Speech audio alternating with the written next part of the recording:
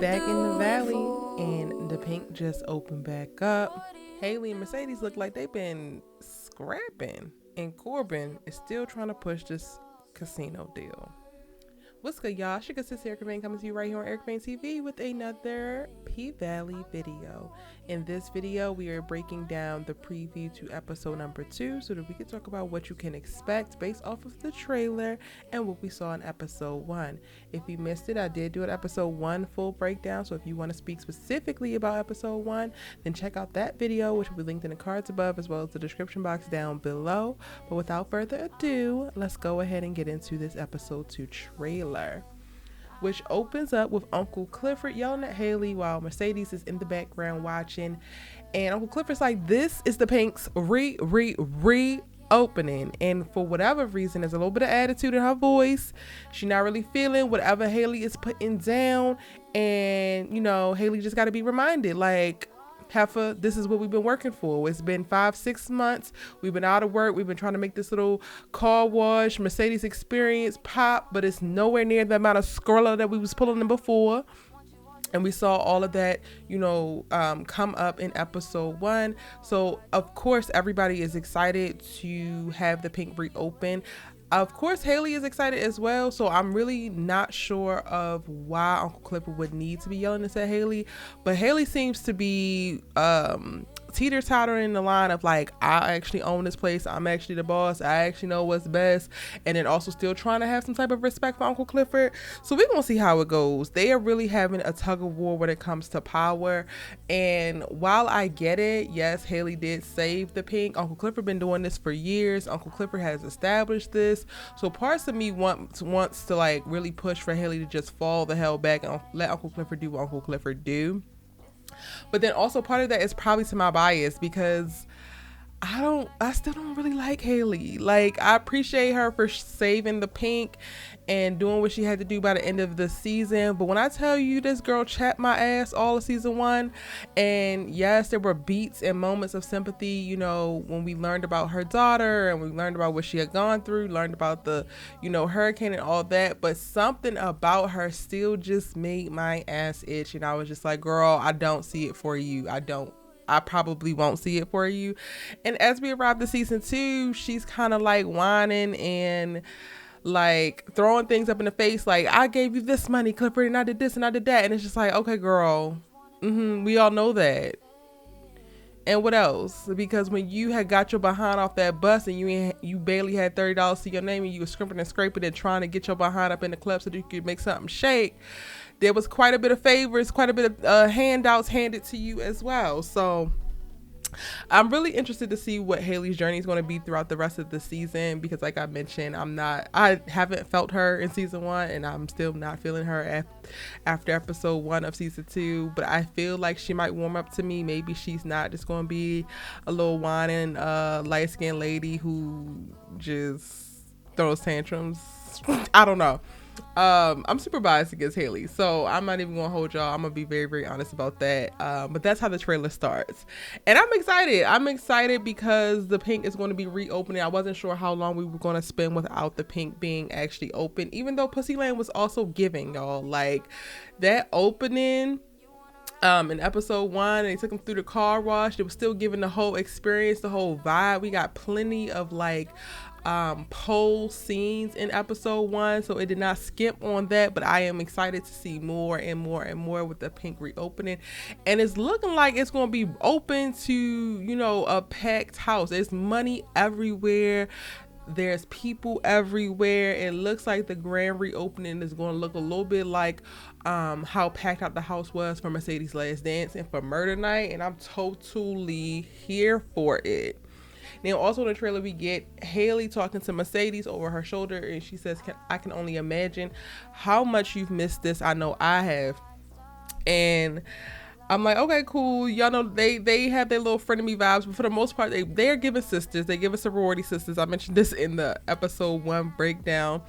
I'm not mad at the friendship that Haley and Mercedes are cultivating, and still having a little tension, still having a little beef back and forth. So it's no surprise that Haley's going to give Mercedes these type of encouraging words and like, yo, I feel you, sis, or whatever.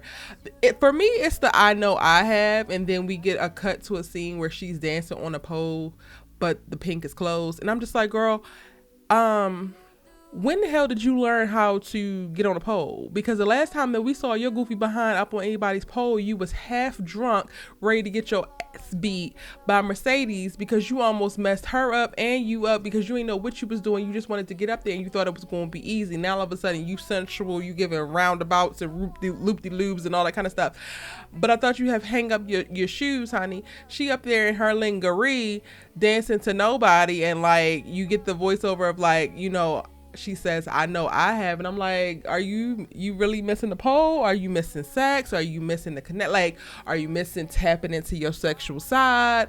Like, you and Andre were still giving the connection vibes, the feeling each other vibes. So that's only a matter of time before we have to, watch y'all do whatever the hell y'all is going to do. But I'm just like, girl, what is this exactly that you miss? Like, Montavious is dead. Like, you're putting your life back together. You don't need to be on this pole anymore. And you weren't that great at it when you did it. Like, so what exactly is it that you miss? Again, I'm looking forward to whatever Haley's story is going to be this season, because I think that they're going to take us on a journey. And hopefully it brings me to a place where I actually, I'm vibing with sis by the end of the season. Now, the trailer takes it up a notch when we get to the moment where Haley got to talk to Diamond. She's like, why do you have Montavious' ring? We can't be having evidence lying around like that. And I stopped and rewatched this plenty of times, and I couldn't figure out where the hell they are. I don't feel like they got the Pynk, but then it's like, why would they all be at this one place if this was Diamond's house? Like, why would they all be at Diamond's house? So maybe this is at the Pynk. I was like, how do he have like some type of shrine to this damn ring with all these crystals around it or whatever? And why would that be set up at the Pynk? That's more of a personal thing. And if he really liked the ring or whatever, then he would do that at his house. So I really can't confirm where this place is. Let me know in the comment section down below where you think everybody is. But what I will say is why the girl's hair is all messed up. Like Mercedes and Haley, where y'all fighting each other, where y'all fighting for each other, where y'all fighting some customers, clientele. What the hell is actually going on? Because you all beat up, you yelling at Diamond. Diamond is telling you like it's to protect me and you, or it's our protection. And it's like, Diamond, what the hell does that mean? Even though I kind of think I know what that means, I feel like he kept that ring in case he got to plant it on somebody. And guess what? Keyshawn baby father is primed and ready. So we can go ahead and plant Montavious' ring on him so that he can go down for the murder or whatever and get his ass up out of there, because, we still on his head from last season. We ain't forget what you said. You dropped the N-word with the gutter in front of it. Yeah. And whether or not we got, Keyshawn back in the family, we still on your head, Mr. White Man. I'm just saying. Now, I think that that's going to be like the biggest part of the next episode, and I'm really excited to see, one, what were they fighting about, and then two, what is going to be the plan to keep the Montavious death or disposal of him under wraps. And everybody is in on it, as you can tell. Mercedes knows, Uncle Clifford, of course, Big L, because Big L mentions it in the episode, and then Diamond, he goes to the room when those gunshots fire off, so he probably helped get rid of the body as well. And this is why he's saying it, it's for my protection and for yours. Now, in other news, Corbin is like sniffing around. He still wants this casino deal to go through. He's yelling they at the Pynk for this, and he's like, you saying no to $500,000? Yes, we saying no to $500,000 because we can make that on the pole, sir. We can make that on the pole in like a quarter. Let's not do it, Corbin.